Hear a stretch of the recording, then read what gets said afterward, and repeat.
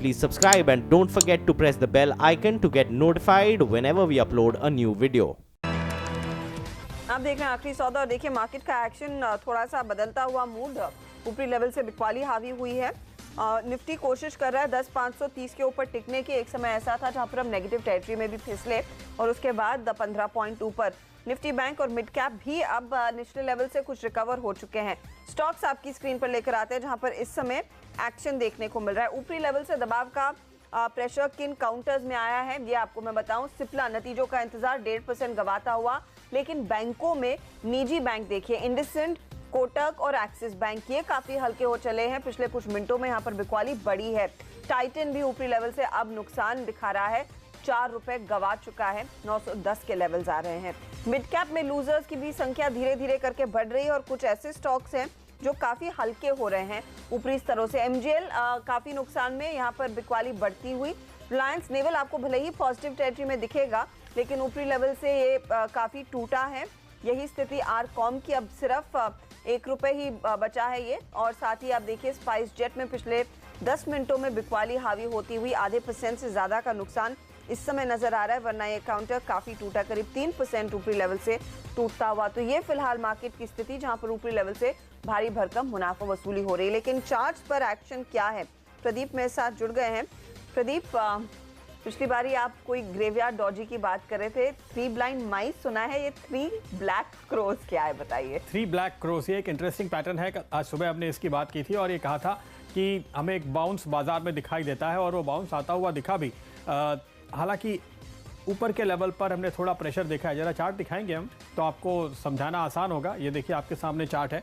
तो आज की जो अब तक की ये डेली चार्ट है और आज की जो कैंडल है ये अभी एक डॉजी बनने की तैयारी में है, लेकिन 1 घंटा बाकी है। तो देखते हैं, निचले स्तरों से रिकवरी है, ऊपर से थोड़ा दबाव है। पर ये जो 3 ब्लैक क्रोज कह रहे थे, ये देखिए ये जो 3 बड़ी रेड कैंडल्स हैं ये 3 ब्लैक क्रोज हैं। ये क्यों 3 ब्लैक क्रोज हैं? क्योंकि ये देखिए सॉलिड कैंडल्स हैं। दिन में कहाँ खुला, उसके ऊपर कोई खास शैडो भी नहीं है, ऊपर नीचे कहीं शैडो ज़्यादा नहीं है, लेकिन काफ़ी नीचे आकर बंद हुआ। दूसरे दिन फिर से ऊपर खुला, शुक्रवार के दिन, ये गुरुवार है, ये शुक्रवार है, और वहाँ से काफ़ी नीचे आकर बंद हुआ। जो क्लोजिंग होती है वो दिन के लोज के पास होती है, शुरुआत होती है दिन के हाइस के नज़दीक, और ऐसा लगातार 3 दिन हुआ है। तो 3 ऐसी सॉलिड रेड कैंडल्स, इनका इम्पैक्ट आपको जरा पूरा चार्ट देखेंगे तो आपको अंदाज़ा लगेगा कि 3 दिन में आपने क्या गंवाया है। 3 दिन में आपने जो गंवाया है लेवल्स, निफ्टी के लिहाज से जो नुकसान उठाया है, उतनी कमाई करने में 1 महीना लगा था। पूरा चार्ट दिखाइए प्लीज़, जो मैं बता रहा हूँ बार बार। ये देखिए, तो जो कमाने में 1 महीना लगा था, सिर्फ 3 दिन में आपने गंवा दिया इन 3 ब्लैक क्रोज की वजह से। इसलिए ये इंपॉर्टेंट है। और इस पैटर्न की खासियत ये है कि ये है तो बेरिश फॉर्मेशन, लेकिन इसके बाद बाउंस आता है, क्योंकि ये मार्केट को एक्सट्रीमली ओवरसोल्ड कर देता है, और वही देखने को मिल रहा है, जिसकी वजह से आज बाउंस आता हुआ दिखाई दिया है। और एक बार आप डेली चार्ट देखेंगे तो आपको ख्याल आएगा। देखिए, कल हमने आपको बताया था निफ्टी बैंक में ऑसिलेटर्स बाउंस कर रहे हैं, और आज निफ्टी में वही चीज़ हो चुकी है। आप एक क्रॉसओवर देख सकते हैं, शायद आपकी स्क्रीन पे इतना स्पष्ट रूप से दिखाई नहीं दे रहा है। ये देखिए, अब आपके पूरी स्क्रीन पे अब ये सिर्फ ऑसिलेटर है, RSI, तो आप इसको देख सकते हैं कि यहाँ पर एक आर्ली चार्ट पर बाउंस आता हुआ दिखाई दिया है, और इनफैक्ट बाजार नीचे आया है लेकिन ऑसिलेटर ऊपर जा रहे हैं, जो कि एक डाइवर्जेंस भी बताता है। तो ये संकेत काफ़ी स्ट्रॉन्ग हर्षदा हमें दिख रहे हैं। एक बात और आपको याद दिला दें, कल हमने आपसे कहा था कि आपके पास एक मौका है यहाँ पर स्ट्रैडल बेचने का 10,600 के 165 रुपये। कल 10,600 के कॉल और पुट की कीमत थी जिस वक्त हमने आपको ये बताया था, और इस वक्त अगर आप देखें तो वो 145 पर आ गया है। ये अभी आगे और गिरेगा, तो ये पोजीशन इंटैक्ट रखने की राय है। आज ऑप्शन मार्केट में क्या हो रहा है ये भी आपको बताते हैं। ये देखिए, ये 10,600 का स्ट्रैडल यानी कॉल और पुट दोनों बेचने की सलाह कल दी गई थी। उस वक्त 165 रुपये हो रहे थे। इस वक्त अगर आप ये दोनों पोजीशन देखेंगे तो वो आपको 145 पे दिखाई देगा। तो ऑलरेडी आपको 20 रुपये का मुनाफा है, लेकिन ये पोजीशन बनी रहेगी। और आज जो पोजीशंस बन रही हैं उस पर अगर आप नज़र डालें तो आज मार्केट में 10,500 के स्ट्रैडल ज़्यादा एक्टिव है। तो इस लेवल पर कॉल और पुट दोनों में एक्शन देखने को मिल रहा है, और ऊपर के लेवल पर कॉल राइटिंग भी हो रही है।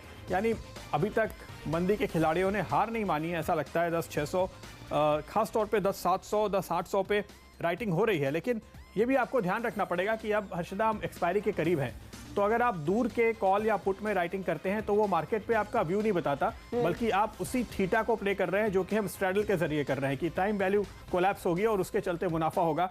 तो इस समय राइटर्स ये सोचकर भी ऊपर के कॉल और नीचे के पुट्स बेच रहे हैं।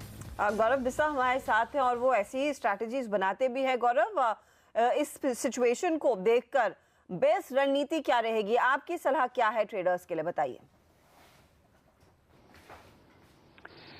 देखिए 10,500 निफ्टी के लिए काफ़ी स्ट्रॉन्ग सपोर्ट एरिया है। आज भी हमने देखा कि थोड़ी गिरावट देखने मिली थी 10,500 के नीचे, एक अच्छी बाउंस बैक भी देखने मिली है। तो यहाँ पे मैं सहमत हूँ, अगर कोई सेफ प्लेयर चाहिए तो आप उसको इधर स्ट्रैंगल बेच सकते हैं, और चूंकि अभी एक्सपायर नज़दीक है तो आप 10,500 का आप स्ट्रैंगल भी बेच सकते हैं। मुझे लगता है यहाँ पे भी आपको एक अच्छा मुनाफा देखने मिल सकता है। तो रुझान थोड़ा सा पॉजिटिव रहेगा, लेकिन ओवरऑल अगर आपको चाहिए तो आप ऑप्शन के जरिए प्ले करें निफ्टी में, तो स्ट्रैंगल बेचना बेहतर होगा। तो 10,600 का वो ट्रेड क्यों ना ले, 10,500 आप क्यों सुझा रहे हैं? देखिए स्ट्रैडल जनरली मैं यही एडवाइस करूंगा कि जितना आप एट द मनी के आसपास रहेंगे ना, उतना आपके लिए बेहतर होगा। अगर मैं सपोज 10,600 का अगर कहता हूं तो स्लाइडली मेरा व्यू होगा कि बाउंस के लिए मैं प्ले कर रहा हूं। जनरली थियोरेटिकली अगर देखा जाए तो एट द मनी के आसपास ही होता है। 10,550 इसके लिए नहीं कर रहा हूँ क्योंकि वहाँ पे आपको वॉल्यूम्स उतनी लुक्रेटिव नहीं मिलती है। भले ही 50 के डिफरेंस के आपको ऑप्शंस अवेलेबल है, लेकिन जो राउंडेड नंबर्स हैं 100 के स्ट्राइक्स के जो मल्टीपल्स हैं, वहाँ पे आपको वॉल्यूम काफ़ी अच्छा देखने मिलता है। तो इसके लिए 10,500 का आपको थोड़ा बेटर रहेगा रादर देन 10,600। थोड़ा सा एक कॉन्जर्वेटिव ट्रेड यहाँ पर गौरव बिस्सा कह रहे हैं लिया जाए। शुक्रिया गौरव, हमारे लिए समय निकालकर अपनी राय देने के लिए। ashwinigujaral.com के अश्विनी गुजराल को भी जोड़ लेते हैं। अश्विनी, आफ्टरनून, वॉलेटिलिटी तो है और मुझे याद है आपने पीएसयू बैंकों में सुबह में काफी तेजी की सलाह दी थी। एसबीआई भागा है, 253 के लेवल्स आ चुके हैं। इस समय मार्केट की मौजूदा हालत को देखकर आपकी सलाह क्या होगी और कौन से स्टॉक्स में ट्रेड लेंगे? ठीक है, 10,500 होल्ड हुआ है। अब शायद कुछ लोग मायूस हैं कि यहाँ से बाउंस क्यों नहीं हुआ। जब मार्केट इतनी ज़ोर से गिरता है तो उसको 2-4 दिन लग सकते हैं। फ़िलहाल के लिए 10,500, 10,700 इस तरह का रेंज बन सकता है, मे बी 10,650। लेकिन ये बाउंस काफ़ी नहीं है मेरे हिसाब से। बाउंस आएगा उसके बाद ही जो है 10,500 टूटेगा। सो फिलहाल जो है आप मारुति ले सकते हैं, 8500 का स्टॉप, 8650 का टारगेट। हेवल्स ले सकते हैं, ये बाय है, 540 का स्टॉप, 565 का टारगेट। और जेट एयरवेज़ में बाय है, 416 स्टॉप, 440 का टारगेट। ओके, तो ये बाई कॉल्स आ रहे हैं इस वक्त अश्विनी गुजराल की ओर से। जेट एयरवेज में 440 के टारगेट और 416 पे स्टॉप लॉस लगाएं, तेजी का कॉल है। हैवेल्स पे भी तेजी करेंगे, टारगेट 565, स्टॉप लॉस 540 का लेवल आपको लेकर चलना चाहिए। इसके अलावा आपके सामने इनकी कॉल्स लेकर आएंगे। मारुति पर भी मारुति बिल्कुल, टारगेट 8,650, स्टॉप 8,500। तो ये 3 कॉल सभी की सभी खरीदारी की कॉल है। इनफैक्ट अश्विनी सुबह भी हमें यही कह रहे थे कि बाजार में बाउंस की तैयारी दिखती है, तेजी के ट्रेड करें, और वो कॉल बरकरार है। जी हाँ, तो ये तेजी के ट्रेड। लेकिन प्रदीप, एक स्टॉक जो तेजी से टूट रहा है वो स्क्रीन पर लेकर आते हैं, वो है सिम्फनी। सिम्फनी 5% से ज्यादा का नुकसान दिखाता हुआ, प्रॉफिट आया है करीब 42 करोड़ पर। तो ये फिलहाल फिगर, और साथ ही कंपैरेटिव नहीं है मेरे पास। अच्छा, ईयर ऑन ईयर 44 करोड़ से 42 करोड़ पर आता हुआ तो हल्की गिरावट देखने को मिली है, 4% कमजोर। रेवेन्यू के आंकड़ों में भी गिरावट है, 180 करोड़ से घटकर 155 करोड़ का आंकड़ा, और एबिटा के परफॉर्मेंस में भी एकदम फ्लैट स्थिति है। मार्जिन्स हालांकि बड़े हैं, मार्जिन्स 32% पर आए हैं। साल दर साल अगर आप कंपेयर करें तो एक अच्छा उछाल देखने को मिला है। लेकिन स्टॉक में लोगों ने की है भारी भरकम बिकवाली, 5% का नुकसान। गौरांग, क्या आप ट्रैक करते हैं सिम्फनी को? क्योंकि काफी तगड़ा झटका, 90 रुपए गवा चुका है स्टॉक मिनटों में। हर्षिदा, हमारी कवरेज है खरीदारी की, और पिछले अगर साल भर में आप देखें तो इसने बहुत ही शानदार रिटर्न खड़ा करके दिया है। और मुझे ताज्जुब नहीं है कि इस तरह की मार्केट जिस तरीके के आंकड़े आए हैं उस पर दे। हालांकि मुनाफे को लेकर के मैं इतना ज़्यादा चिंतित नहीं हूँ, लेकिन जो बिक्री के आंकड़े आए हैं उसमें थोड़ा खामियाजा दिखा है मुझे। मैनेजमेंट की टिप्पणी अगर आती है तो मेरे ख्याल से थोड़ी सहूलियत हो जाएगी। लेकिन ये जो 5% की या 5.5% की गिरावट हम देख रहे हैं, ये एकजुट शायद कुछ अगर हो बैलेंस शीट पर उसके कारण हो सकता है, कुछ वन ऑफ आइटम। लेकिन अगर आप मार्केट शेयर देखें सिम्फनी का कूलर्स में और इन्होंने एक नई रेंज इंट्रोड्यूस की थी कूलिंग टावर्स की, जो काफ़ी पसंद आई थी लोगों को।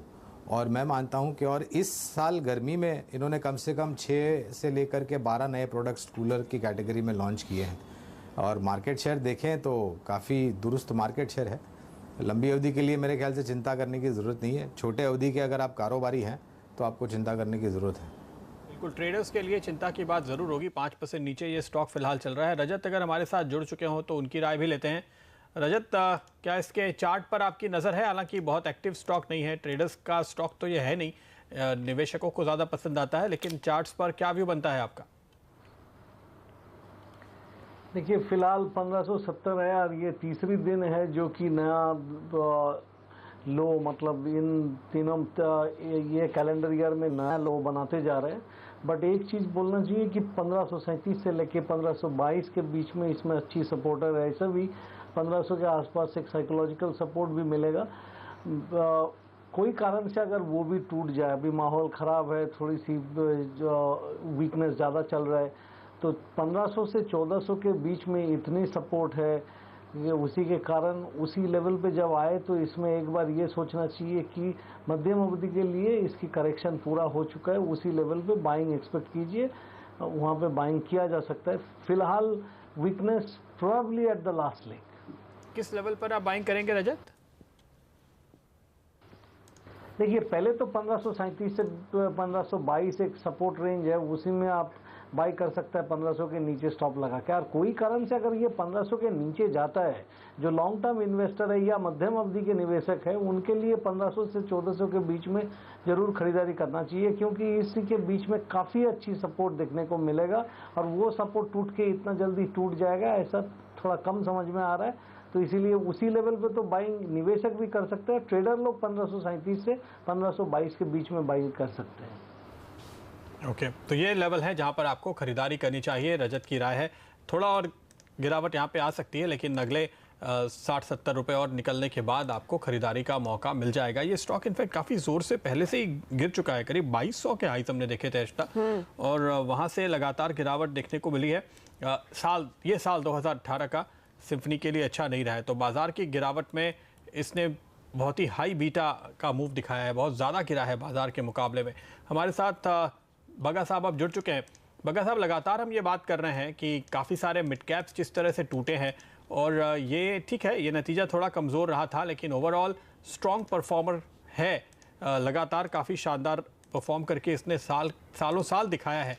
और इस तरह से जो पिटाई हो रही है, क्या इसके पीछे कोई तकनीकी वजह आप देखते हैं? जो स्कीम्स की रीस्ट्रक्चरिंग हो रही है, रिक्लासिफिकेशन हो रहा है, क्या वो भी एक वजह है? क्या ड्राइवर है इसके पीछे? बिल्कुल प्रदीप जी, और देखिए तो 10 लाख करोड़ के लगभग अब म्यूचुअल फंड्स का इक्विटी पोर्टफोलियो हो गया है, और वो जब चर्न हुआ है तो उसका इम्पैक्ट कॉस्ट बहुत आया है मिड कैप स्मॉल कैप पे, और अब अगले 10 दिन में ये ओवर हो जाएगा। मई 31 तक की उनका पोर्टफोलियो चर्निंग का था डेडलाइन, तो उसके बाद मुझे लगता है कि थोड़ा बहुत मिड कैप्स को राहत मिलेगी। ये जस्ट यही दिखा रहा है कि इम्पैक्ट कॉस्ट काफ़ी है इन स्टॉक्स पे। हमने देखा कि काफ़ी कुछ पीएमएस स्कीम्स पे भी बहुत असर पड़ा है, क्योंकि ये मिड कैप्स में इतनी बिकवाली हुई जब म्यूचुअल फंड्स ने अपने पोर्टफोलियोज रिकास्ट किए। अदरवाइज ऐसा कुछ नहीं है कि एकदम से वैल्यूएशन बढ़ गए और लोग मिड कैप्स छोड़ के लार्ज कैप्स में भाग रहे हैं, वैसा कुछ नहीं है। ये ज़्यादा है म्यूचुअल फंड्स के कारण जो हुआ है, जो अब थम जाएगा। मई एंड तक ये बात ख़त्म है। बग्गा साहब, कुछ एक फंड हाउसेस में जो मेरी बात हुई, उनका ये भी कहना है कि अगर उन्हें कोई स्टॉक पसंद है तो रिक्लासिफिकेशन होने की स्थिति में वो एक स्कीम की जगह दूसरी स्कीम में उसको होल्ड तो कर सकते हैं, क्योंकि सेबी ने ऐसा नहीं कहा है कि आप मिड कैप की स्कीम ना रखें, सिर्फ क्लासिफिकेशन बदला गया है, या स्मॉल कैप की स्कीम उस हिसाब से देखें तो। उसमें क्या होता है, ऑडिट के तौर पे इंटर स्कीम जब हम ट्रांसफ़र करते थे तो काफ़ी कुछ आपको लिखना पड़ता है, तो उसमें कई बारी प्रेफरेंस ये होती है कि मार्केट में एक बारी घुमा लें स्टॉक को, दूसरा बात तो बेच दें और फिर दूसरा स्कीम को जब भी खरीदना है खरीद लीजिए। बट जिस तरह से इम्पैक्ट आने लग गया तो हो सकता है लोग वेट भी कर रहे हो कि दूसरे स्कीम में लेने के लिए, हम थोड़ा टाइम लगाएंगे। तो मुझे लगता है यही कारण रहा है म्यूचुअल फंड्स का जो रिक्लासिफिकेशन सेबी ने किया था वो काफ़ी हद तक रहा है स्मॉल कैप मिड कैप्स पे जो भारी पड़ा है, क्योंकि लार्ज कैप्स एब्जॉर्ब कर सकते हैं वो सेलिंग, और लार्ज कैप्स में इतना था भी नहीं रिकास्ट करने का। ज़्यादातर यही था कि वेरियस कोई एडवांटेज फंड था, कोई टॉप 200 फंड था, उसमें भी मिड कैप्स बैठे हुए थे बहुत, और फिर उनको जब रिक्लासिफाई करना पड़ा तो विवशता हुई म्यूचुअल फंड्स को बेचने की। मुझे ये सबसे बड़ा कारण लगता है। बट ओवरऑल जैसे आप तकनीकी लेवल पे भी समझा रहे थे प्रदीप जी, 2 हफ्ते पहले मैं कह रहा था काफ़ी ओवरबॉट मार्केट है, थोड़ा सा यहाँ संभलिए। अब जिस तरह से करेक्शन हो गई है और जिस तरह से मार्केट सपोर्ट ले रहा है, मुझे लगता है कि अभी इन द शॉर्ट टर्म हमारी करेक्शन हो गई है, और यहाँ से थोड़ा मार्केट अब मुझे आगे बढ़ता हुआ लग रहा है। अगले 1-2 हफ्ते तो मुझे मार्केट बेटर लग रहा है, और ये अच्छा टाइम रहेगा कि थोड़ा बॉटम फिशिंग करने के लिए। गिरावट में खरीदारी का इससे बढ़िया मौका आपको मिलेगा नहीं, ये बग्गा साहब ने कह दिया है। इस समय एक जो बढ़िया ट्रेड दिख रहा है वो है प्राज इंडस्ट्रीज। वागले साहब अब बताइए, ये 6% भाग चुका है, अब यहाँ से और पैसे बनेंगे कि नहीं? क्योंकि धीरे धीरे करके पिछले 10 मिनटों में इसने करीब 4% की तेजी जोड़ ली है, 98.40 के लेवल्स पर आया है। क्या कहते हैं आपके चार्ट, तेजी करे या नहीं? आफ्टरनून हर्षदा, आप कौन से स्टॉक की बात कर प्राज रही हैं? इंडस्ट्रीज। प्राज की सर 99 हो गया है शेयर अब। हाँ बिल्कुल, तेजी कर सकते हैं for a target of 110, but बहुत वन वे मूव आएगी ये मेरा मानना नहीं है। यहाँ से 108 110 तक अपसाइड है, और करंट लेवल्स एट 98 में रिकमेंड करूंगा 94 का स्टॉप लॉस होगा। 4 रुपए के रिस्क लीजिए कि 10 से 12 रुपए अपसाइड का मूव बनता है। से 12 रुपए की तेजी आगे दिख रही है। गौरांग, ये जो बायो एथेनॉल पॉलिसी या फिर बायोफ्यूल पॉलिसी सरकार इंट्रोड्यूस कर रही है, उसमें तो यही कहा गया है कि एथेनॉल ब्लेंडिंग को बढ़ावा दिया जाए, खासकर जिस तरह से कच्चे तेल के दाम भी अब आसमान छू रहे हैं। क्या प्राज उसी का कैंडिडेट होगा, या फिर ये समय समय पर थोड़ा बहुत चाल दिखाता है और फिर से ठंडे बस्ते में चले जाता है? ये स्टोरी लास्ट करेगी या नहीं, बताइए। तो अर्षदा, अगर मैं इतिहास देखूं तो मेरे ख्याल से ये थोड़े समय का रुझान देता है अच्छा सा, और फिर ठंडे बक्से में चला जाता है। लेकिन आज ही कुछ टिप्पणियां हमने सुनी थी शुगर मैन्युफैक्चरिंग कंपनियों के तरफ से कि नाफ्ता को रिप्लेस करके एथनॉल, और एथनॉल की ब्लेंडिंग जो फिलहाल जिस मात्रा में हो रही है उसको ऊपर के तरफ लेके जाएंगे। ये एक पहला ट्रिगर। दूसरा ट्रिगर, प्राज इंडस्ट्रीज़ मेरे ख्याल से काफ़ी सक्षम है इस पर्टिकुलर सेक्टर में। जिस तरीके से खबरें आ रही हैं तो शायद ऊपर के तरफ के रुझान मिलते हैं। लेकिन अगर मैं इतिहास देखूं तो दिल ये गवारा नहीं करता, ना ही दिमाग इसकी आज़ादी देता है कि यहाँ पर निवेश करने की हम कवायद करें। तो उछाल में बेचे मेरे ख्याल से कंजम्पशन ड्रिवन स्टॉक, अभी आप बात कर रहे थे एफएमसीजी क्षेत्र में डाबर और गोदरेज कंज्यूमर प्रोडक्ट्स, ये दो काफ़ी बेहतर विकल्प है। और आने वाले समय में ये देखना ज़रूरी होगा कि ऑयल मार्केटिंग कंपनीज़ के पास क्या एथनॉल को ब्लेंड करने के लिए ज़्यादा मात्रा में वो मशीनरी उनके पास है कि नहीं, वो कैपेसिटी उनके पास है कि नहीं। आई थिंक एक खबर को लेकर के एक ट्रिगर है, ये टिक पाए इस स्तर पर और ऊपर जाए, ये मेरे ख्याल से प्रश्न सिर्फ ट्रेड है, उससे आगे नहीं। और ट्रेड में भी टारगेट आपको बता दिया है वागले साहब ने 110 का। कुछ और स्टॉक्स आपके वो मैं बताती हूँ जिसमें एक्शन बनता दिखाई दे रहा है, लेकिन फिलहाल BTST या STBT इस पर आते हैं और फिर कुछ और स्टॉक्स आपके लिए स्पॉट करेंगे। और रुचित जैन कह रहे हैं टाटा मोटर्स तेजी करके चले, 320 का टारगेट है, नतीजे कल आएंगे। आज वैसे भी काफी भाग चुका है, 320 टारगेट, 301 है स्टॉप लॉस। वहीं बजाज ऑटो में भी खरीदारी करें, यहाँ पर रफ्तार बढ़ेगी, 2880 का टारगेट, 2765 है स्टॉप लॉस। रजत बोस हमारे साथ बने हुए हैं। रजत, बताइए आपके क्या है कॉल्स? मेरा 2 खरीदारी का सलाह है। स्टेट बैंक मैंने 246 रुपया के नीचे स्टॉप लगाने को कह रहा हूँ, और 253-54 इस लेवल पे खरीदारी कीजिए। 263 से 267 ये पुल बैक रैली का टारगेट है, तो वहाँ तक चलने की उम्मीद करके स्टेट बैंक आप खरीद सकते हैं। इसके अलावा मारुति मुझको आज काफ़ी अच्छी प्रदर्शन दिखाते हुए नज़र आ रहा है। इसमें 8495 का स्टॉप लॉस लगाइए। 8645 से लेकर 745, मतलब ये जो 100 पॉइंट की रेंज है, इसी के अंदर मारुति जाके फिर अपना पुल बैक रैली ख़त्म करेगा, तो उसी को भी आप बाई करके चल सकते हैं। संदीप आगले,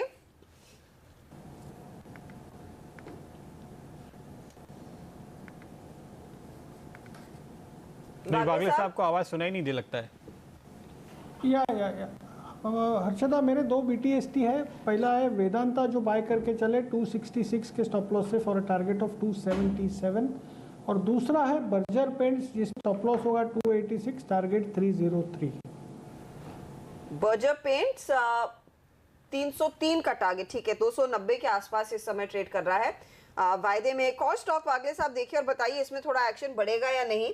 पिडिलाइट 1119 के लेवल्स 2% ऊपर, ओपन इंटरेस्ट में करीब 16% का एडिशन।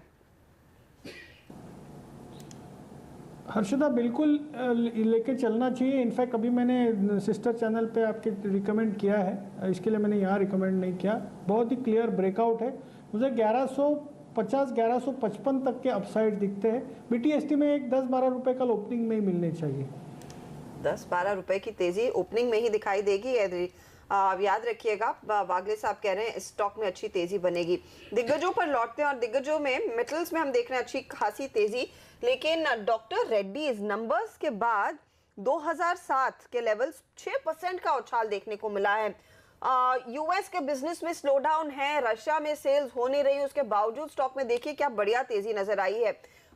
रजत, चार्ट्स क्या कह रहे हैं? 115 रुपए ऊपर क्या और भागेगा? अभी 2014 का भाव है, अभी आप 2150 का टारगेट मान के इसको 1980 के नीचे स्टॉप लगा के खरीदारी कर सकते हैं। इसमें वॉल्यूम और जिस तरीके का प्राइस मूवमेंट आज के दिन ये दिखाया और एक ट्विजर बॉटम जैसा फॉर्म हुआ है कल और आज का लो मिला के, तो मेरे ख्याल से 2150 दिखाई दे रहा है, जरूर खरीदारी कर सकते हैं। ये तो काफ़ी इंटरेस्टिंग है कि नतीजों के बाद जो आप तेजी बनते हुए यहाँ पर देख रहे हैं, ऐसे खास नतीजे तो दिखाई नहीं दिए। बग्गा साहब, हालांकि आप इंडिविजुअल स्टॉक पे तो टिप्पणी नहीं करेंगे। गौरांग से हमारा संपर्क अगर फिर से बन चुका हो, गौरांग, डॉक्टर रेड्डीज पे क्या कॉल दिया आपने नतीजे के बाद? देखिए, हमारी पिछले 1.5-2 साल से खरीदारी की कवायद है डॉक्टर रेड्डीज पर, और पिछले 1.5-2 साल में काफ़ी कुछ गुंजाइश ऐसी खड़ी हुई है जहां पर नतीजों के आधार पर बड़ी निराशा मिली। स्टॉक एक समय पर मेरे ख्याल से 2800-3000 का हुआ करता था।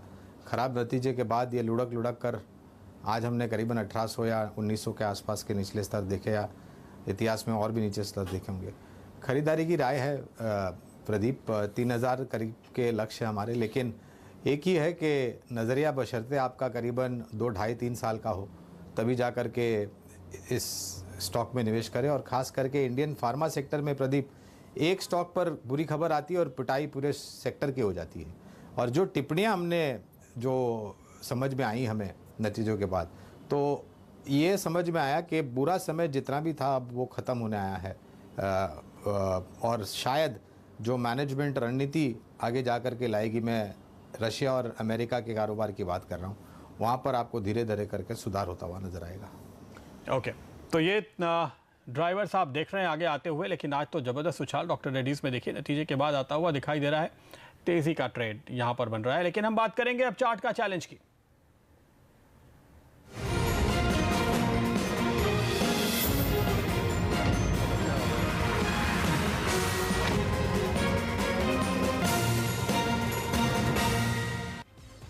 तो हमने सुबह आपको एक कंपनी का टेक्निकल चार्ट दिखाया था और आपको बताना था कि ये कौन सी कंपनी है। आइए आपको बताते हैं अब क्या था आज का जवाब।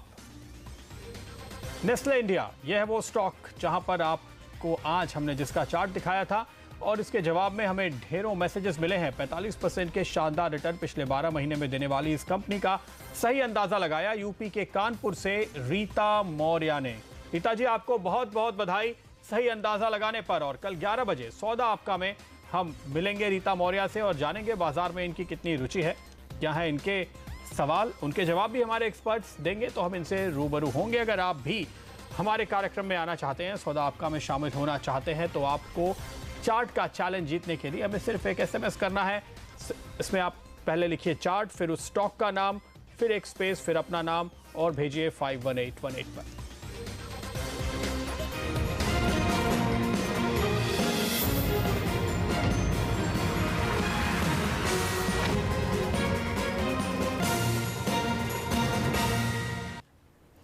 स्क्रीन पर लेकर आएंगे अब आपके लिए जेट एयरवेज। जेट एयरवेज के नतीजे आएंगे कल, लेकिन आज देखिए उससे पहले कुछ खरीदारी शुरू हो रही है। स्टॉक ने भरी है उड़ान, 425 के लेवल्स देखे गए हैं। इसमें 6% का उछाल वो देखिए भागा है स्टॉक। इसके साथ ही इंटरग्लोब एविएशन और स्पाइस जेट पर मेरी नजर गई थी। आधे घंटे पहले ये नेगेटिव टेरिटरी में था, यानी कि गिरावट हो रही थी। लगभग 3% नीचे था स्पाइस जेट, लेकिन निचले लेवल से आ रही है यहाँ पर तेजी। तो यहाँ पर कुछ तो बड़ा मूव आता दिख रहा है, या फिर मूव की शुरुआत हो गई है।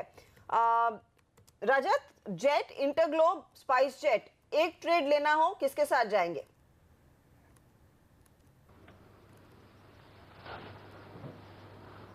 देखिए, इसमें मूवमेंट तो सभी में अच्छी होती है, और जो हैमर लाइन इंडिगो में दिखता है उसको देखते हुए लगता है कि इंडिगो में अच्छी मूवमेंट होना चाहिए। मेरे ख्याल से 1175 से 1200 तो आगे दिखता है, 1210 तक भी जा सकता है। तो मैं इंडिगो के साथ जाना चाहूँगा। इंडिगो में मेरा स्टॉप लॉस 1125, 1120 के नीचे रख के फिर 1200 की उम्मीद करके इसमें खरीदारी कर सकते हैं। 1200 का अनुमान आप लगा रहे हैं, एक बार फिर 1200 के पार निकलने की क्षमता रखता है। चार्ट्स की ओर से इंडिकेशन है, देखिए यहीं पर सबसे ज्यादा एक्शन पिछले 10-15 मिनटों में शुरू हो रहा है एविएशन कंपनियों में। पहले हम डॉक्टर रेड्डीज की बात कर रहे थे, लेकिन सिप्ला जिसके नतीजों का इंतजार है, यहाँ पर भी तेजी आई है। लुपिन में खरीदारी और सन फार्मा में भी तेजी। बगा साहब, क्योंकि इन स्टॉक्स की काफी धुलाई हुई है, अभी भी देखिए जो भी बयान आते हैं मैनेजमेंट से वो यही कह रहे हैं कि यूएस बिजनेस में प्राइसिंग प्रेशर है, वहां पर इतने बढ़िया दाम नहीं मिल रहे हैं। आपकी राय क्या रहेगी? लॉन्ग टर्म निवेशकों को गिरावट का फायदा उठाना चाहिए, या फिर ये एक क्षेत्र है जहां पर नियर टर्म में पैसे तो बनेंगे नहीं, दूर रहे? देखिए, नियर टर्म में थोड़ा मुश्किल रहेगा, बट 1 साल 2 साल के नज़रिए से मुझे अच्छा लगता है फार्मा। इसके 2-3 कारण है। जो यूएस की रेवेन्यू डी ग्रोथ हुई है वो अब काफ़ी बॉटम आउट हो गई है। दूसरा, ये क्या हो रहा था कि अच्छे मार्जिन्स के चलते और अच्छी ग्रोथ के चलते बहुत एक्सपेंशन में पैसा लगाने लग गए थे ये कंपनियां। अब हम थोड़ा कॉस्ट मेजर्स देख रहे हैं कि कॉस्ट की टाइटनिंग कर रहे हैं और जो एग्जिस्टिंग कैपिटल है उसको अच्छा चला रहे हैं। तो इसका ज़रूर बॉटम लाइन पे फ़ायदा आएगा, चाहे टॉप लाइन इतना तेज़ी से ना ग्रो करे। तीसरी जो बात है, क्वालिटी इश्यूज़। अब ज़्यादा एफडीए अप्रूवल आ रहे हैं बनिस्बत इसके कि एफडीए जो बैन्स हैं, तो ज़्यादा अप्रूवल्स आ रहे हैं, तो क्वालिटी इश्यूज़ धीरे धीरे करके ये लोग सॉर्ट आउट कर रहे हैं। और चौथा जो इनको इम्पैक्ट है रुपी डॉलर का, रुपी वीकनेस का सीधा एक्सपोर्टर्स को फ़ायदा है, जिसमें आईटी सबसे अच्छा लगता है हमें। टेक्सटाइल वगैरह का और इश्यूज़ है, डोमेस्टिक इश्यूज़ उनके अभी भी बरकरार हैं, इतना स्ट्रॉन्ग एक्सपोर्ट ग्रोथ नहीं है। बट फार्मा लगता है कि उसको भी बेनिफिट आएगा, और इनके पास कैपेसिटी भी है और इतना कैपिटल खर्चने की ज़रूरत नहीं है। तो ओवरऑल 1 या 2 साल का नज़रिया अगर आप रखें तो ये अच्छे लेवल्स हैं, वैल्यूएशंस काफ़ी अच्छे हैं इन कंपनीज में जाने के लिए। एक चीज़ ही देखिए, जिसका बहुत कर्जा है, कुछ कंपनियां ऐसी भी हैं, उनसे दूर रहिए। बाकी जो हैं ओवर स्ट्रेच नहीं है और वैल्यूएशंस अच्छे हैं, उनके पास बहुत मिड कैप और लार्ज कैप फार्मा दोनों देखे जा सकते हैं। ओके, शुक्रवार को सन फार्मा के नतीजे आएंगे और इसके पहले 52 वीक लोज से आप ये थोड़ा सा हाई की तरफ जाते हुए थोड़ी खरीदारी देख रहे हैं, तो बहुत ही निचले स्तरों पर है और इस वजह से शायद यहाँ पर आज थोड़ा सपोर्ट मिला है टेक्निकली, ये हम कह सकते हैं। रजत, चार्ट क्या कहते हैं आपको? देखिए, चार्ट में एक पुलबैक दिखाई दे रहा है, लेकिन जब तक ये 490 से 505 ये रेंज को पार नहीं करके सस्टेन कर पाए, तब तक ये कोई खास ऊपर की तरफ मूवमेंट देगा ऐसा उम्मीद नहीं करना चाहिए। लेकिन 400 अभी जो लेवल पे है वहाँ से 490 500 तो करीबन 10% की मूवमेंट हो जाता है। इसमें ये जो फार्मा काउंटर्स के बारे में आप बात कर रहे हैं, इसमें मुझको सबसे बेहतरीन लग रहा है डॉक्टर रेड्डी। अगर देखा जाए तो अभी जो 1900 के आसपास में जो बॉटम बनाया और 1780 का जो पुराना हिस्टोरिकल बॉटम है, ये दोनों को देखते हुए मैं बोलूँगा कि अगर आपको लंबी अवधि का नज़रिया हो तो आपको ज़रूर डॉक्टर रेड्डी लेना चाहिए। सन फार्मा में वीकनेस और ज़्यादा कंटिन्यू कर सकते हैं। एक निवेशक, इस कंपनी में एक निवेशक होते हुए भी मैं आपको बोलूँगा कि doctor Reddy is a better choice. लेकिन फार्मा में आज जो सबसे शानदार ट्रेड दिखाई दिया है वो दरअसल स्ट्राइड शासून का है, और हर्षदा आई विश कि हम वो दिखा पाते। सुबह जब हमारी बात हुई थी करीब करीब पहला सौदा के आखिरी मिनटों के दौरान, उस वक्त स्ट्राइड शासून का स्टॉक चल रहा था करीब 360 पे, अगर मुझे ठीक से याद है तो 355-60 के आसपास के लेवल थे। और वहां पर वागले साहब से हमने ये पूछा था कि क्या मंदी की पोजीशन काट लेनी चाहिए। यहाँ पर रिवर्सल दिखाई दे रहा है और यही राय आई थी कि हाँ मंदी की पोजीशन काट लेनी चाहिए। और देखिए जो रिवर्सल आया है उस वक्त, हालांकि तेजी का कॉल देने के लिए शायद बहुत जल्दी थी, अगर हम बाद में फिर से इस पर नजर डालते तो और तेजी बनती हुई दिखाई देती, लेकिन आज इसने बहुत ही जबरदस्त पुल बैक दिया है। और हमारे दर्शकों ने अगर यहाँ पर अपनी शॉर्ट भी कवर किए हों तो ज़रूर उनका नुकसान बचा होगा, प्रॉफिट आया होगा, और अगर तेज़ी भी की होगी वो कॉल सुन के तो और भी बेहतर मूव मिले। लेकिन वागले साहब क्या राय देते हैं अब इस पे आप?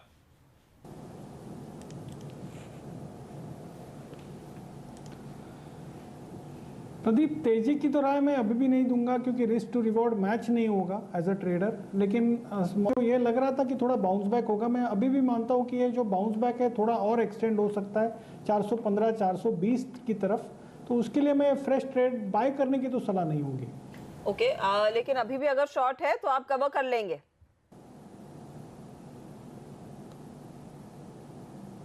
शॉर्ट है तो आपको मॉर्निंग में ही कर लेना चाहिए था, लेकिन नहीं किया है तो अभी भी कर लीजिए। क्योंकि मुझे याद है जिस दिन नतीजे आए उस दिन इसका हाई था करीब करीब 503 का, उसके बाद स्टॉक टूटा, फिर कल मेरे ख्याल में 340 तक का आया और आज वो पुल बैक आ रहा है। तो 340 से आप देखिए वो करीब करीब 50 रुपए इसने कवर कर लिए हैं। मूव तो आया जरूर है। प्रदीप, मैंने एविएशन कंपनियों का जिक्र किया, यहाँ पर रजत ने कहा था इंटरग्लोब एविएशन लीजिए, लेकिन स्पाइस जेट पर वागले साहब एक कॉल दे ही दीजिए, 2% ऊपर है। देखिए इसमें ज्यादा एक्शन इस समय देखने को मिल रहा है, तो अगर नया ट्रेड कोई ले रहा है तो स्पाइस जेट पर लोगों की नजरें गई हैं। क्या मौका है या फिर गवा दिया?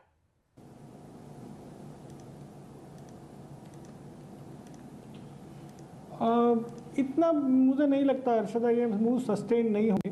मैं अवॉइड करूंगा दोनों में, ना इंटरग्लोब ना स्पाइस जेट। ना इंटरग्लोब ना स्पाइस जेट, फिलहाल यहाँ पर आप ट्रेड नहीं करेंगे। IGL पर एक बार फिर से नज़र डालें। शुरुआत में हमने इसके पोल ज़रूर देखे थे पर उस वक्त हम बात नहीं कर पाए थे क्योंकि SBI की प्रेस कॉन्फ्रेंस शुरू हो गई थी। जो उम्मीद है हमारी कि रेवेन्यू घटेगी, EBITDA लेवल पे मामूली बढ़ोतरी होगी, मार्जिन एक्सपैंड होने की संभावना है और मुनाफा 6% से बढ़ेगा। वॉल्यूम ग्रोथ आनी चाहिए ऐसी उम्मीद है, करीब 5% क्वार्टर ऑन क्वार्टर, 12% साल दर साल, जो अच्छा कहा जाएगा। तो MGL के रिजल्ट गौरांग हमने आज देखे, उसका जो रिएक्शन आया, इस वक्त ये वायदा कारोबार में सबसे कमज़ोर स्टॉक दिखाई दे रहा है, रिकवर होते मार्केट में भी। इसके बाद जाहिर है कि आप IGL से भी कमोबेश वैसे प्रदर्शन की उम्मीद करते हैं, लेकिन क्या IGL कुछ बेहतर हो सकता है? आपका अनुमान क्या है और कॉल क्या देंगे? तो पहले तो मुझे लग रहा है कि जिस तरीके से दाम बढ़ रहे हैं कच्चे तेल के, पेट्रोल डीजल के, अब सरकार ज़्यादा से ज़्यादा ये कोशिश करेगी कि ऑल्टरनेटिव क्लीनर ग्रीनर फ्यूल्स को बढ़ावा दे। और जिस प्रकार से बातें आ रही है प्रतिबंध की वेनेजुएला पर और ईरान पर अमेरिका के तरफ से, तो शायद ये परिस्थिति और गड़बड़ कर सकती है जहाँ तक कच्चे तेल के दामों में उबाल का मामला है। कैपेसिटीज़ इंक्रीज़ करने में सभी कंपनियों ने पैसे लगाए हैं, चाहे वो IGL हो, चाहे वो पेट्रोनेट LNG हो, चाहे वो गुजरात गैस हो, या फिर even something like pipe natural gas supply करने वाली कंपनी महानगर गैस लिमिटेड। ये सभी कंपनियों पर जिनका चारों का मैंने जिक्र किया है, इस पर लंबी अवधि के नज़रिए से निवेश की राय है। खाली एक ही तकलीफ है प्रदीप, के अवेलेबिलिटी जो है वो ख़त्म हो जाती है जब आप शहर के बाहर जाते हैं। तो वहाँ पर अगर डिस्ट्रीब्यूशन नेटवर्क को दुरुस्त किया जाए, अवेलेबिलिटी को बढ़ावा दिया जाए, तो इन सब कंपनियों का भविष्य और भी उज्जवल हो सकता है। IGL में देखिए आज दबाव है नंबर से पहले। MGL जैसी कंपनियां, पेट्रोनेट LNG जैसी कंपनियों के नंबर्स देखकर यहाँ पर मुनाफा वसूली हावी है। मदरसन सुमी के नंबर्स आएंगे कल के सत्र में। स्टॉक देखिए 3% ऊपर। चार्ट पर रजत साइन क्या है? 334 के आसपास। क्या कुछ तेजी की पोजीशन लेकर जाएंगे आप? इसमें आज के दिन एक शॉर्ट टर्म रिवर्सल सिग्नल आ रहा है, तो इसी के चलते आप अगर इस लेवल पे लेंगे तो 327 के नीचे तो पहले तो स्टॉप लॉस नहीं बनेगा, और ऊपर में 342 से 345 तो मिल ही जाएगा, उसके ऊपर भी ये जा सकता है। और मदरसन सुन्नी में अगर रिवर्सल आता है तो अच्छी मूवमेंट की उम्मीद करना चाहिए, क्योंकि ये रिवर्सल कई दिनों बाद आ रहा है। मतलब 24 अप्रैल के हाई के बाद में ये जो रिवर्सल साइन है ये काफ़ी स्ट्रॉन्ग नज़र आ रहा है, तो कुछ तो मूवमेंट इसमें मिल ही जाएगा, खरीदारी करके जा सकता है। और लास्ट आवर का मूवमेंट देख के लग रहा है थोड़ा सा बाजार में रुझान चेंज हो रहा है, और कल के दिन इसकी प्रदर्शन भी अच्छी रहेगी। कल तो प्रदर्शन काफ़ी हद तक नतीजों पर भी डिपेंड करेगा, लेकिन भारत फोर्ज ने आप देखिए आज निराश किया है, और वहाँ पर निचले स्तरों से हालांकि हम वहाँ भी रिकवरी आते हुए देख रहे हैं, और मदरसन ने तो काफ़ी शार्प पुल बैक दिया है, अच्छी खासी रिकवरी निचले लेवल से देखने को मिली है। बगा साहब, इस सेगमेंट पे आपकी क्या राय बनती है, क्या मौका देख रहे हैं आप इस वक्त?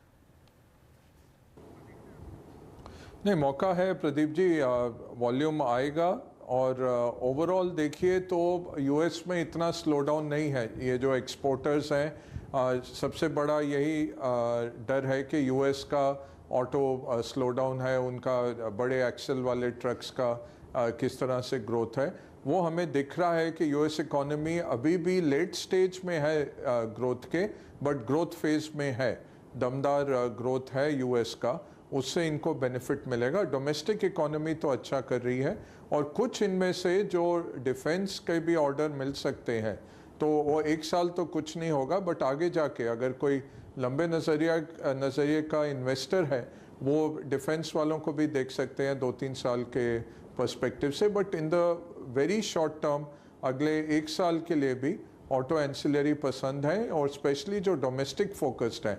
आप देखिए जिस तरह से टू व्हीलर जब रिजल्ट्स आए थोड़ी डिसअपॉइंटमेंट भी आई, गिरे, बट फिर से वो चल गए हैं। और जैसे ही पहली बारिश पड़ेगी अगले हफ्ते तक, मॉनसून फिर से आता दिखेगा भारत में, आप देखेंगे ये जो रूरल फोकस्ड कंपनियां हैं वो बढ़ेंगी। तो जो टू व्हीलर्स के ऑटो एंसिलरी सप्लायर हैं उनको देखिए, ट्रक्स अच्छा कर रहे हैं, ट्रैक्टर अच्छा कर रहे हैं, उनकी उम्मीद है जारी रहने की। अब ऑयल का प्राइसिंग का इशू ज़रूर आएगा पैसेंजर व्हीकल्स पे, उसके चलते हमने देखा था पैसेंजर व्हीकल कंपनियां नीचे गिरती हुई। दूसरा जो रुपी गिरता है, येन अगर स्ट्रांग होता है उसका भी इम्पैक्ट ज़रूर आता है, बट आज हमने वो भी तेज़ी आते देखी है। तो ये यही दिखा रहा है फंडामेंटल स्ट्रांग है, थोड़ा बहुत एक ट्रेंड आता है, शॉर्ट टर्म में करेक्शन आता है, but overall auto domestic consumption theme है और ग्लोबल मैक्रो का थीम है, दोनों ही बुलंद हैं। तो ऑटो एंसिलरी, ऑटो आप आंख बंद करके ले सकते हैं, 1 साल 2 साल के नज़रिए में अच्छे रिटर्न्स मिलेंगे। वागले साहब, ये मन इंडस्ट्रीज में क्या हुआ? 11% ऊपर पिछले 15-20 मिनटों में देखिए 5% की तेजी और जोड़ ली है। वैसे वॉल्यूम्स के लिहाज से लिक्विडिटीज में ज्यादा होती नहीं है आज, हालांकि लगभग 4 लाख शेयरों का ट्रेड हो चुका है। अर्शिदा, एक्सट्रीम ओवरसोल्ड जोन से ये बाउंस बैक है 115-110 के लेवल से, लेकिन इसमें सेम ट्रेड सेटअप नहीं बैठेगा। करंटली एट 128 में अप टू 135 की अपसाइड की बात करूंगा, तो रिस्क टू रिवॉर्ड बिल्कुल भी मैच नहीं होगा, तो मैं समझता हूँ इसको पास करना चाहिए। ये किसी के पास अगर प्रॉफिट है तो एग्जिट कर ले, राइट? प्रॉफिट यहाँ पर या अराउंड नियर 35 लेवल जो मैंने कहा उसके आसपास बुक कर लेना चाहिए, 134-135 के आसपास। ओके, अच्छा वागले साहब, जरा मास्टेक देखिए, आज फिर से अच्छी खरीदारी दिखी है वॉल्यूम के साथ, और जो करेक्शन आया था करीबन पिछले 2-3 हफ्ते में उससे उबरता हुआ नज़र आ रहा है। आईटी में ऐसे भी, चूंकि रुपया बार बार फिर से कमज़ोर होने लगता है और आज फिर से कमज़ोर हुआ है, तो उसके चलते एक नई बाइंग आ भी रही है। प्रदीप, पैटर्न इतना कोई क्लैरिटी नहीं है। आई थिंक हमने पिछले बार जब बात की थी तो ये स्टॉक 620 630 तक की बात की थी, वो टारगेट अचीव हुआ है। उसके बाद जो मोमेंटम है वो मुझे इतना क्लियर नहीं दिखता है। मैं समझता हूँ एट 544 मैं 555 560 तक की ही बात करूँगा, तो इतना एक्साइटेड नहीं हूँ। 555 560 तक पहुँचने की उम्मीद कर सकते हैं। आज जो तमाम नतीजे आए, खबरें आई, उनमें सबसे अहम रहा SBI। तो एक बार वापस से SBI पर नज़र डालते हैं, और साथ ही आपको ये भी बताएं कि SBI पर हमने क्या कॉल दी थी।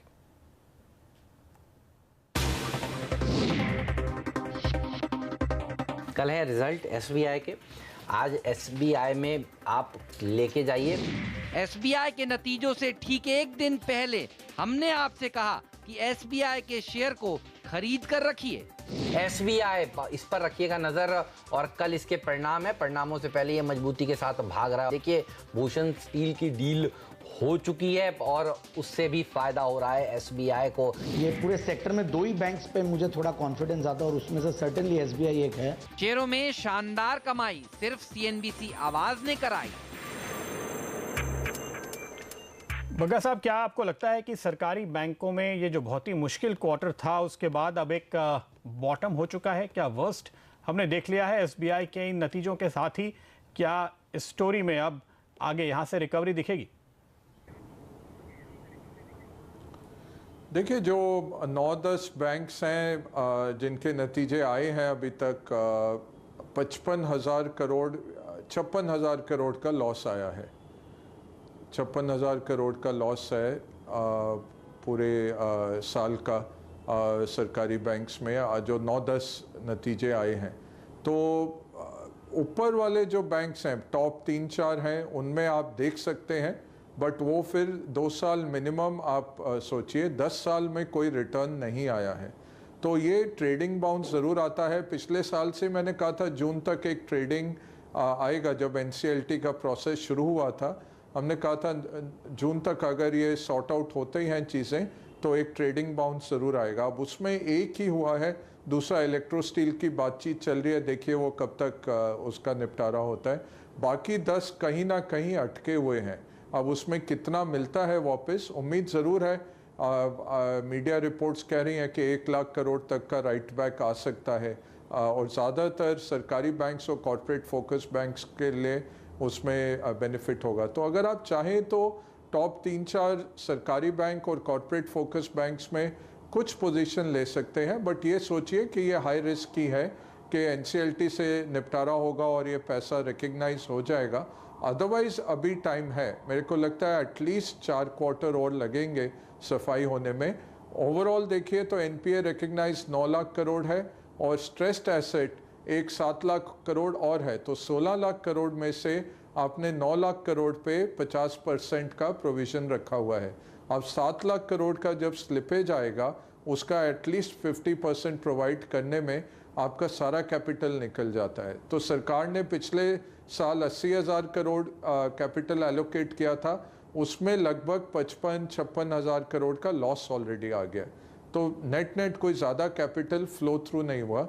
और अगर आप लेंड नहीं कर पाएंगे बैंक होते हुए भी तो आपका वो डिनोमिनेटर नहीं बढ़ता है और आपके NPS बढ़ते जाते हैं। 20% हो गए हैं काफ़ी बैंक्स के।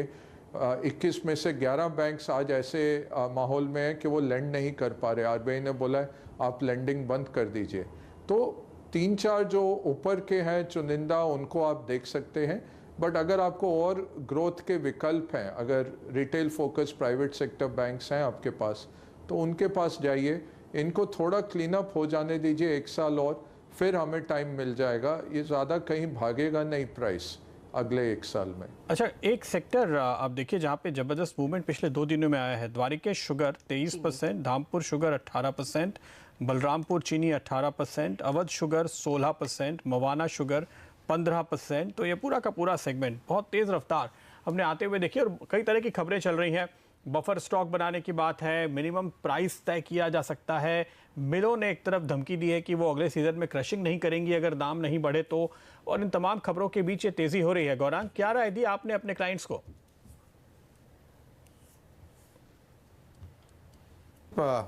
कौन से स्टॉक की बात कर रहे थे, मुझे सुना? शुगर।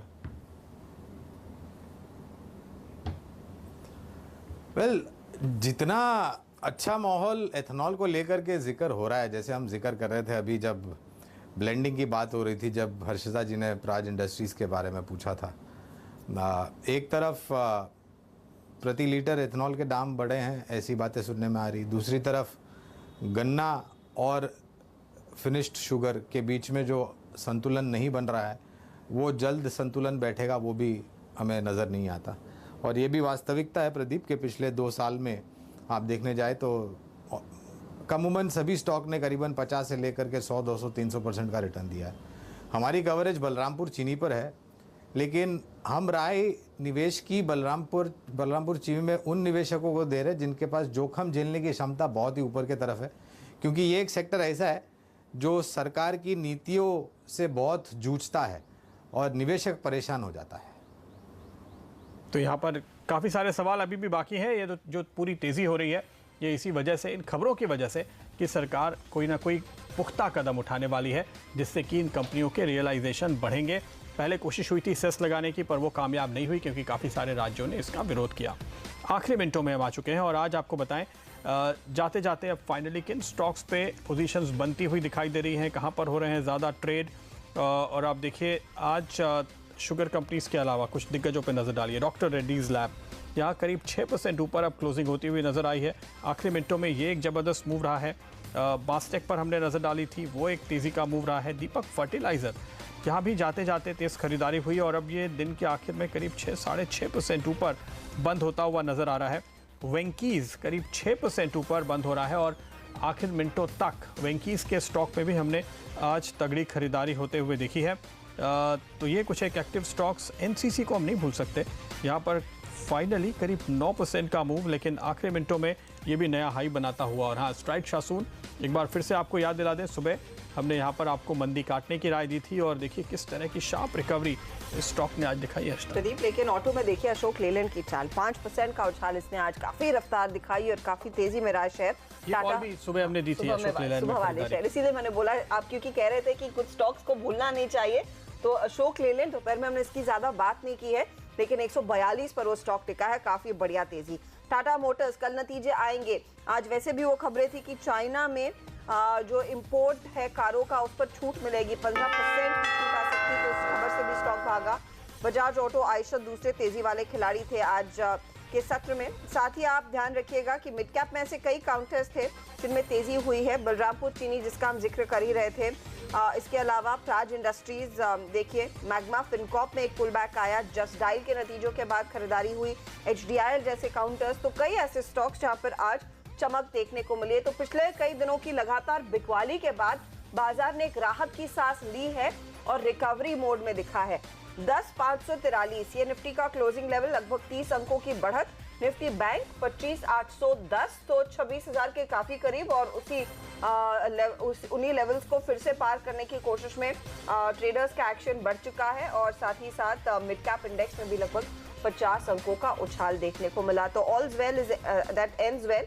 कुल मिलाकर आज का दिन भले ही कुछ उतार चढ़ाव देखने को मिला हो, अच्छी क्लोजिंग, बिल्कुल अच्छी क्लोजिंग। और ये आप देखिए बाजार में ऐसे संकेत आपको दिखाई नहीं दे रहे होंगे कल या आज सुबह भी कि इतनी अच्छी तेज़ी दिखाई देगी, लेकिन हमारा बुलिश कॉल ही रहा था। हमारे एक्सपर्ट्स ने आज ज़्यादातर तेज़ी के कॉल आपको दिए हैं और आप एक अच्छी क्लोजिंग आते हुए देख रहे हैं। सबसे बड़ी राहत की बात जो दिखाई दे रही है कई दिनों के बाद वो ये कि मिड कैप इंडेक्स 50 पॉइंट ऊपर बंद हो रहा है और आज अगर आप एडवांस डिक्लाइन रेशियो इस समय देखते हैं तो वो पॉजिटिव है, जो कि हम पिछले कई दिनों से लगातार देख रहे थे कि एडवांस डिक्लाइन रेशियो पे दबाव देखने को मिल रहा था। गिरने वाले शेयर्स की तादाद बहुत अधिक होती थी, अगर इंडेक्स सुधरता भी था तो उसका फ़ायदा ब्रॉड मार्केट को कम दिखाई देता था।